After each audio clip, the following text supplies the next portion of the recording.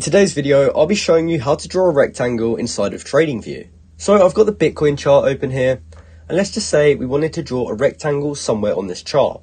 The way in which we would do that is first by going over to the left hand side where there's all these symbols, and we just want to look for this one where there's a brush icon. Now you can either hold it down or click the arrow next to it, and it will bring up a list of all different types of brushes, arrows, as well as shapes. Now since we're trying to draw a rectangle, we can come down to where it says shapes, and as you can see, a rectangle is right here. So we can either click on it, or we can use Alt-Shift-R to bring it up. So I'm just going to click on it, and as you can see, it's now been selected.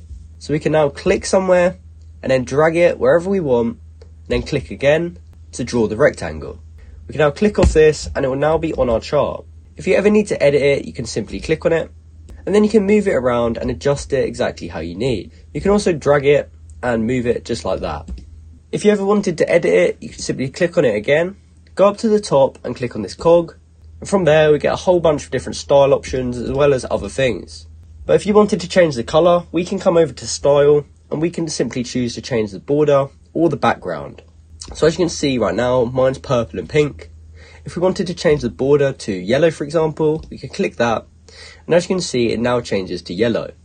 You can also change the opacity as well as the thickness if that's something you want to do. And when you're happy with it, you can simply click OK, and that will now be changed and it will be on your chart. So that's how you can draw a rectangle in Tradingview. I hope you found this video helpful, and if you did, please comment down below to say it helped you out, and like and subscribe for more content like this.